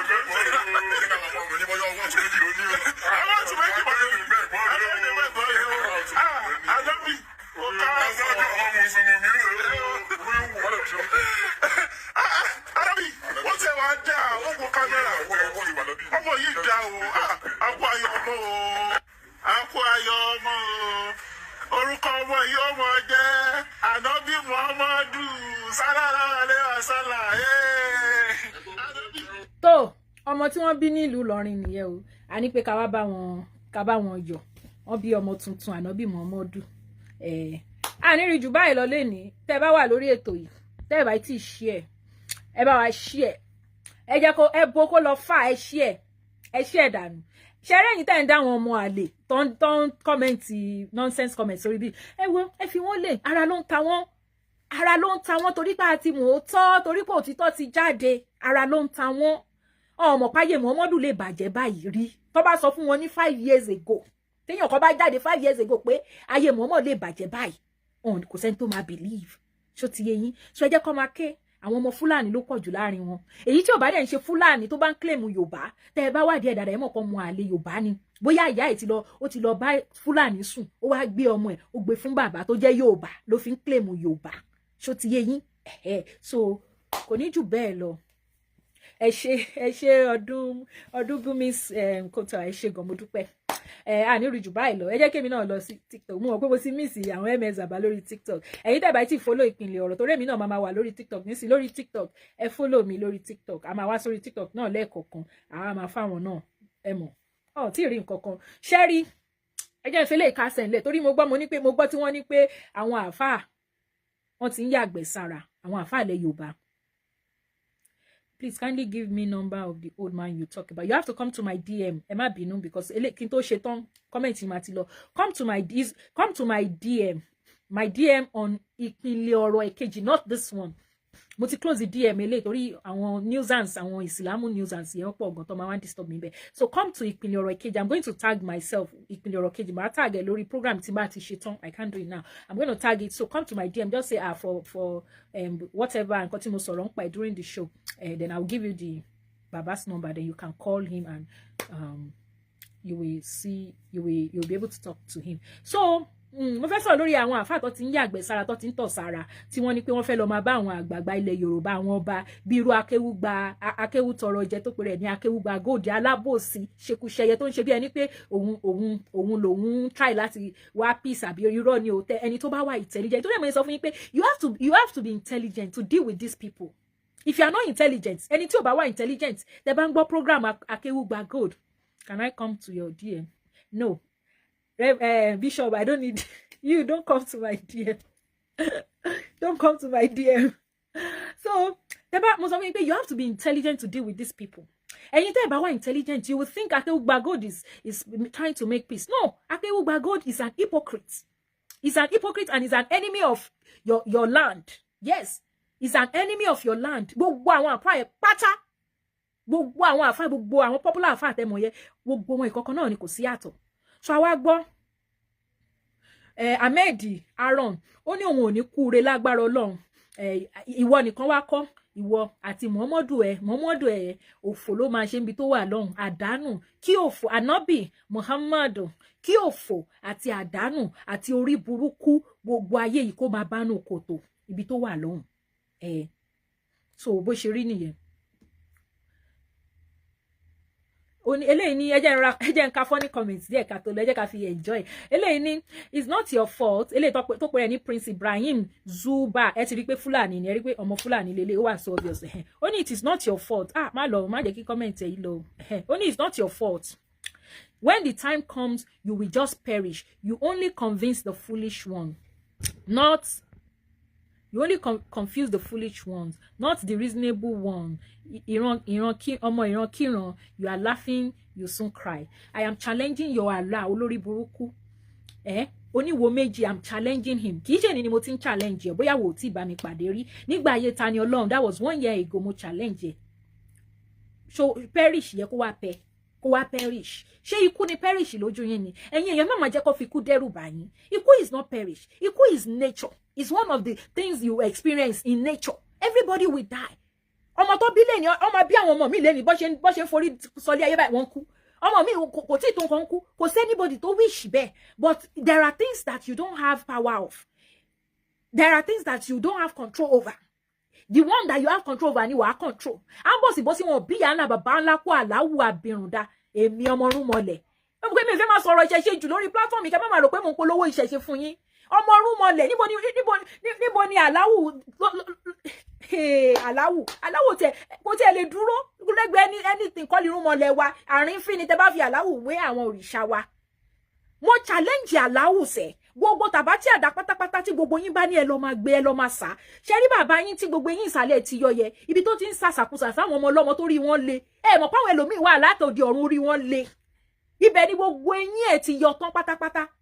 MS bàbá mi àṣẹ ti ṣe tán lórí TikTok ni tí mo ní mo ṣì ń bọ̀ mo ti miss o ẹ káàbọ̀ bàbá mi. So mo challenge àláwù yẹ abirùn ọwọ́ ọ̀tún méjì useless ni kò lágbára kò ní kankan. Muhammadu ló gbé gbogbo yín gógó. Muhammadu ló gbé gbogbo yín gógó ẹ ṣí ọpọlọ yín sílẹ̀. Kò lè ṣe nǹkankan fẹ́ mi. Tó bá jẹ́ wípé ó lágbára, ìwọ tó sọ pé try to rethink my sister. Kí ni mo fẹ́ rethink nípa ayé àláwù? Kí ni pẹ̀lú gbogbo òṣì tó ń ṣe? Bí mo ṣe wà yìí sì tí mo jẹ́ èèyàn ni mí. Mo bímọ. Màá sọ pé àwọn ọmọ kan ni mo like. Even ó láwọn ọmọ kan tó jẹ́ wípé tí wọn ò ní ṣe ìfẹ́ àwọn òbí wọn ò ní tìtorí ẹ̀kọ́ sọ pé kó lọ pa wọ́n. Wọ́n tún máa ṣàdúrà máa ṣàdúrà fún wọn máa change ńjọ́ kan ni. Ṣùgbọ́n àlá yín ó ní ẹni tí ò bá ti ṣe Islam ó máa jóná ni àbáyé àlá ò fẹ́ bàjẹ́ àbó òun gan máa jóná. Ọlọ́run Olódùmarè tiwa kì í ṣe àláwù. Muhammadu ló mọ bí tó ti rí àláwù tó gbé wá fún yín. Wọ́n dẹ̀ ní pé tí rọ́bà lọ fógún ọdún ọjọ́ kan báyìí òtítọ́ máa bá. Ọjọ́ òtítọ́ la wà yìí òtítọ́ ti bá. Irọ́ ti pa irọ́ ti pin ọjọ́ òtítọ́ la wà. Ọjọ́ òtítọ́ la wà. So kí lẹ wá ń bá kiri kí ni problem yín? Kì í ṣàwa nìkan là ń ṣe kíní. Ẹ̀ẹ́dẹ̀ lọ gbógun tàwọn ọmọ Saudi Arabia tí wọ́n fi ìsìlámù lẹ̀ lójoojúmọ́. Tó bẹ́ẹ̀. Ìwé yín tá ń kà, ìwé ẹ̀sìn yín tá ń kà. Kì í ṣàwa la kọ́. Kí ló wá fa wàhálà kí ló fa gbé? Kí ló fa gbé? Ẹ̀yin ọmọ àlè ọmọ ran kíran. Wọ́n ti kó ọpọlọ yín sínú ìwé. Ẹ lè dá ronú mọ́. Tẹ́ bá fẹ́ yàgbẹ́, tẹ́ bá fẹ́ tọ̀, tẹ́ bá ti wọnú ìwé yẹn ẹ lè tọ̀. Ẹ lè yàgbẹ́. Ẹ jẹ́ k'Ọlọ́run waste ọpọlọ. Ọlọ́run fún yín lọ́pọlọ ẹ dẹ̀ ń waste ẹ̀. Ẹ lè dánú yín rò. Ẹ bá wa share show yìí. Ẹ jẹ́ kó kan nílé kó kọ àlejò kó kọ everybody. This is the right time. People wake up. Wake up. ẹ̀yin nìkan ibi ìbáyìí nìkan kọ́ ni awakening yẹn ti ń ṣẹlẹ̀ kódà àwọn Yíbò gan tẹ́ bá rí bọ́n ṣe ń bá àwọn ẹ̀sìn kiri yó báwọn náà ṣe ń bá ẹ̀sìn kiri yó fà tẹ́ bá rí bí àwọn Yíbò ṣe ń bá àwọn ẹ̀sìn kiri yó àwọn pàtì Yorùbá mi náà ń ṣe èmi náà wà ń bẹ̀ because gbogbo àwọn ẹ̀sìn yìí irọ́ ni gbogbo ẹ̀ kí ló dé tẹ́ ṣe fẹ́ ká máa gbárọ́ lọ irọ́ tó ti gbé wá for hundreds of years àṣírí dẹ̀ ti tú àti mọ̀ pé rọ́ǹsì and you want us to continue in that lies that's not going to be possible. We are not going to continue. It's time to say the truth. And we are not forcing anybody to take it. If you like, take it. If you like, don't take it. It's left for you. So, ẹ ṣé o ẹ̀yin tèmi. Ẹ má jẹ́ ẹ mọ̀ pé tí ìpínlẹ̀ ọ̀rọ̀ bá fẹ́ máa sọ̀rọ̀ lọ, máa sọ̀rọ̀. Fíò yìí gan ti fẹ́ ju 1 hour lọ. So, ọ̀sẹ̀ tá fẹ́ mú ìlágbára Èdùmàrè tá ti mú already yìí. Á sàn wá síre, á sàn wá sáyọ̀. Á sàn wá sí àìkú, eléyìí tí ń ṣe baálé ọ̀rọ̀. Gbogbo àdáwọ́lé wa lọ́sẹ̀ yìí á yọrí sí rere ìwọ tó bá ti fi ìsìlámù lẹ̀ àbí gbogbo ẹ̀sìn àjòjì tó ń ṣe tẹ́lẹ̀ tó wá wò pé kí ló fẹ́ máa ṣe kò ń ṣe dandan ò ní láti ṣe anything gẹ́gẹ́ bí ọmọ kóòtù ojúre tó bá ti jí lówùúrọ̀ ẹ̀ tó ti wẹ̀ tó fọnu tó ṣe gbogbo ẹ̀ di ẹlẹ́dàá ẹ̀ mú ó sọ pé ìwọ ẹlẹ́dàá mi wórí mi ẹlẹ́dàá mi mo jí lówùúrọ̀ yìí o mò ń jáde lọ o jẹ́ kí èmi kó sàn mí kí má jáde lékú lọ kí má jáde lárùn lọ́wọ́ bá mi ṣọ́ àwọn ọmọ mi oúnjẹ ọjọ́ mi ni mò ń wá lọ má jẹ́ kí nǹkan tó máa jẹ mí pàdé mi lọ́nà kó rí bẹ́ẹ̀ kó ṣe bẹ́ẹ̀ láṣẹ Èdùmàrè ẹ má fi lórúkọ Muhammadu àbáàlà àbẹ orúkọ Jésù kan tí ò mọ̀ yà láyà yín rí ẹ má fi sí mọ́ ẹ rí páyé yín máa yàtọ̀ díẹ̀ torí gbogbo èyí tẹ́ ti ń ṣe láti ìjọ kò sí yàtọ̀ ẹ̀yin ẹ bẹ̀rẹ̀ eléyìí kẹ́ fi èdè abínibí yín kẹ́ fi bá ẹlẹ́dàá yín sọ̀rọ̀ kẹ́ yé máa ronú bẹ́ẹ̀ ṣe máa kírun ẹ̀ márùn lójúmọ́ mọ́ kò jù bẹ́ẹ̀ lọ ẹ ṣé mo dúpẹ́ o àní rí jù báyìí lọ.